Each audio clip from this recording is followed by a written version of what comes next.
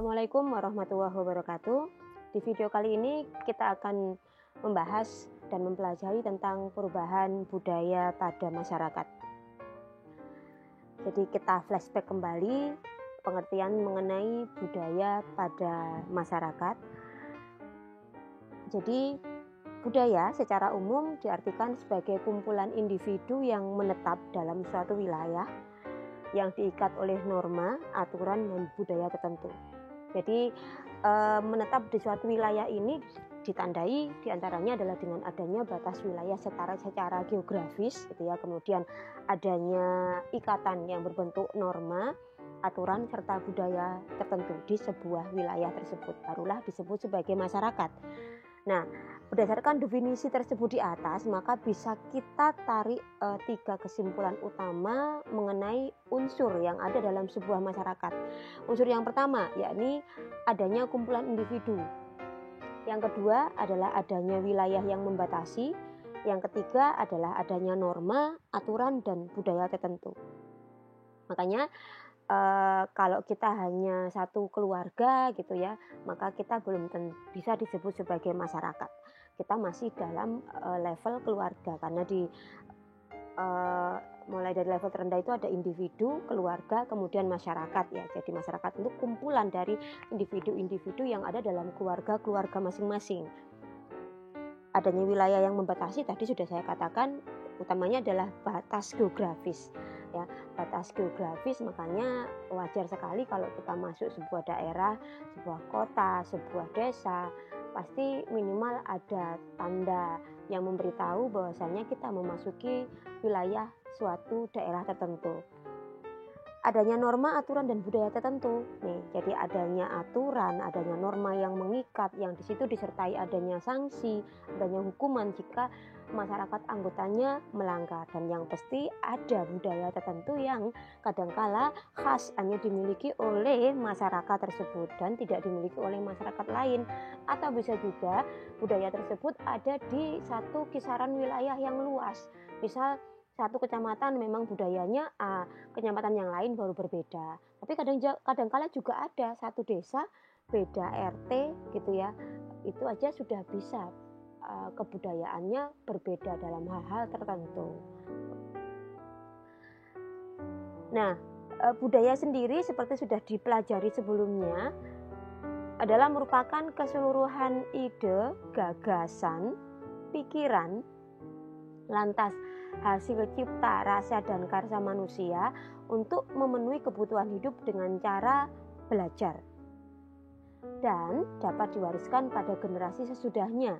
Jadi banyak sekali definisi kebudayaan, akan tetapi kalau kita konklusikan, kita simpulkan menjadi definisi yang lebih mudah dipahami dan sederhana seperti ini definisinya. Nah, yang perlu kita garis bawahi di sini adalah adanya unsur pewarisan kepada generasi sesudahnya. Ini poin pentingnya ya. Jadi kita nggak mungkin tidak mewariskan budaya kita kepada generasi sesudah kita. Kita pasti akan mewariskan, entah itu kita sengaja atau tidak kita sengaja. Yang kita sengaja memang sudah kita inginkan agar kebudayaan tersebut nanti akan diteruskan oleh anak turun kita. Misal saja kebudayaan selamatan atau kondangan gitu ya, kalau di Jawa Timur utamanya. Nah, itu dari anak-anak kita masih kecil, kita pasti mengajak mereka membantu kita ketika kita menyiapkan makanan, menyiapkan segala hal yang terkait dengan selamatan atau berkatnya gitu ya, atau acaranya. Nah, mungkin dari hati kita yang terdalam kita menginginkan bahwa besok setelah kita tiada, anak-anak akan melanjutkan tradisi seperti ini. Atau ada juga budaya-budaya yang dengan sengaja tidak kita wariskan, tetapi karena keturunan kita, anak turun kita itu bisa melihat dan menganggap bahwasannya itu layak dilakukan oleh nenek moyangnya, oleh orang tuanya, maka dia akan meniru. Nah, faktor-faktor yang menyebabkan perbedaan budaya masyarakat, nah tadi ya, dalam satu masyarakat dengan masyarakat yang lain ada budaya yang berbeda. Nah, itu disebabkan oleh beberapa faktor. 4 di sini saya tuliskan. Yang pertama adalah keadaan alam atau geografis. Yang kedua adalah keadaan agama, yang ketiga keadaan pendidikan, dan yang keempat keadaan sosial ekonomi. Sekarang kan akan kita bahas satu persatu ya. Yang pertama adalah faktor geografis atau keadaan alam. Jadi karena memang manusia dan alam itu memiliki hubungan yang erat, saling mempengaruhi, maka keadaan alam pun bisa mempengaruhi sifat dan perilaku dari manusia.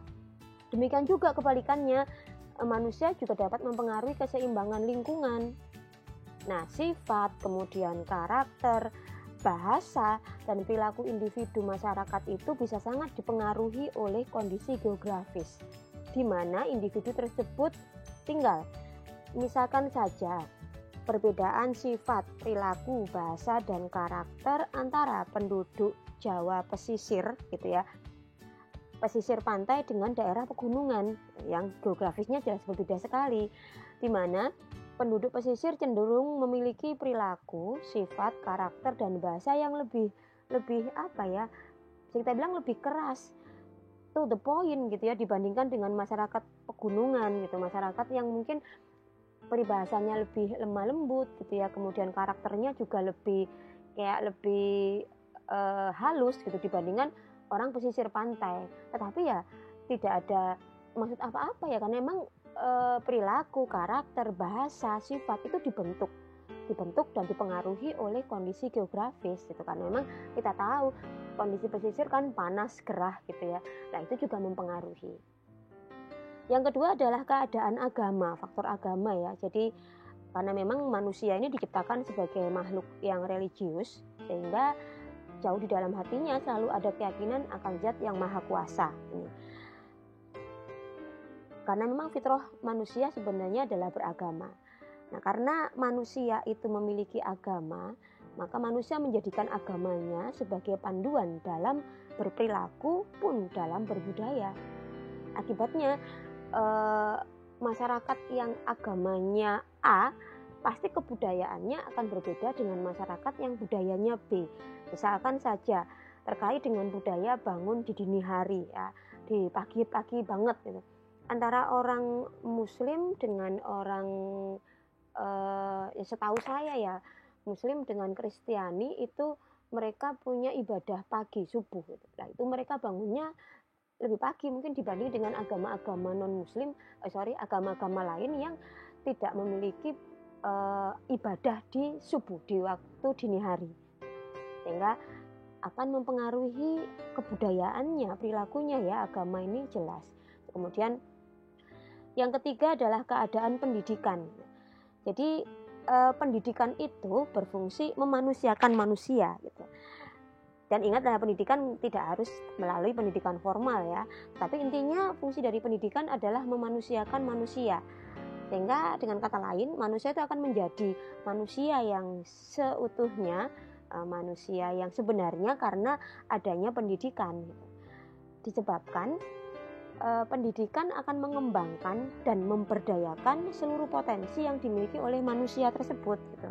Jadi sistem pendidikan baik formal, utamanya yang formal ya, itu kayak semacam diciptakan untuk mengembangkan dan memberdayakan seluruh potensi yang dimiliki oleh manusia. Dengan demikian lantas manusia nantinya akan lebih mampu berbudaya dan berkarya baik secara baik dan maksimal. Nah, seseorang yang memiliki pendidikan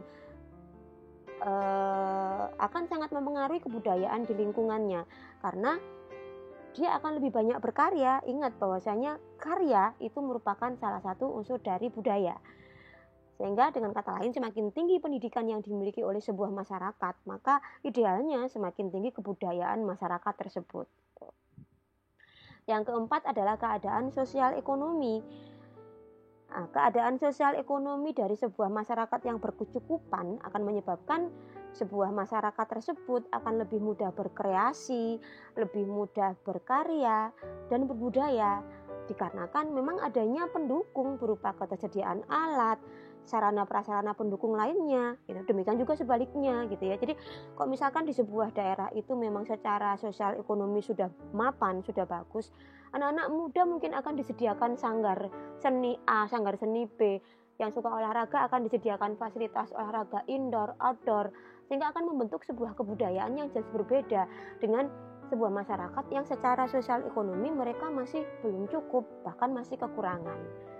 Mereka akan lebih mengutamakan unsur pemenuhan kebutuhan hidup ya. Nah, selanjutnya perubahan budaya masyarakat ini ada penyebabnya berupa faktor internal dan juga berupa faktor eksternal. Faktor internal meliputi keinginan untuk berubah atau maju ya. Jadi setiap manusia itu memiliki fitrah untuk berubah dan menjadi lebih maju. Banyak hal yang menyebabkan munculnya perasaan ingin maju dan berubah tersebut ya. Di antaranya adalah kekurangpuasan terhadap kondisi sosial, ekonomi, budaya maupun politik yang dia miliki sekarang gitu. Nah, sehingga keinginan berubah dari sebuah masyarakat tersebut merupakan pendorong yang paling utama terhadap perubahan kebudayaan. Ya, perubahan kebudayaan ini dikarenakan faktor ini nih ya, untuk berubah atau maju ini berjalan pelan akan tetapi pasti. Nah, perubahan dapat dilihat dari munculnya budaya keterbukaan, munculnya budaya musyawarah, budaya disiplin waktu, dan budaya memanfaatkan seluruh potensi diri dan alam yang dimiliki oleh masyarakat tersebut gitu. Sehingga akhirnya masyarakatnya menjadi jauh lebih bagus, lebih maju dari sebelumnya. Lantas, faktor internal yang kedua adalah adanya pergantian generasi ya. Dalam kehidupan berbudaya itu kan terdapat mata rantai ya antara satu generasi dengan generasi selanjutnya. Nah, pewarisan budaya dari satu generasi ke generasi berikutnya ini memiliki dua kemungkinan, yakni budaya yang diwariskan itu ada perubahan atau tidak ada, tetap dari nenek moyang sampai anak cucunya sama, atau ada perubahan, dimodifikasi, atau bisa juga hilang. Tapi memang kemungkinan yang paling besar adalah terjadinya perubahan. Jadi budaya tersebut akan berubah dikarenakan adanya pengaruh zaman gitu. Jadi kenapa? Karena masing-masing zaman memiliki karakteristik sendiri dan tantangan masing-masing, dan adanya perkembangan ilmu pengetahuan yang menyebabkan akhirnya adanya perubahan budaya tersebut. Generasi sekarang dengan generasi sebelumnya tantangan yang dihadapi beda, teknologi yang dimiliki juga beda, sehingga modifikasi kebudayaan pasti akan terjadi. Yang ketiga, faktor internal yang ketiga adalah terjadinya revolusi atau peperangan. Jadi revolusi adalah perubahan yang terjadi dalam skala besar dan berlangsung dalam waktu yang relatif singkat. Nah, revolusi dalam bidang perekonomian maupun hukum akan menyebabkan kebudayaan dari masyarakat juga ikut berubah. Tuh ya, demikian juga dengan adanya peperangan ya. Siapapun yang menang dari perang tersebut akan menentukan sejarah dan mempengaruhi kebudayaan yang akan diperbolehkan berada dalam masyarakat tersebut untuk dilanjutkan, untuk diturunkan dari generasi ke generasi selanjutnya. Faktor internal yang pertama adalah peniruan terhadap kemajuan budaya masyarakat. Jadi karena kan manusia itu saling berinteraksi antara satu dengan yang lain, demikian juga halnya dengan masyarakat satu dengan yang lain.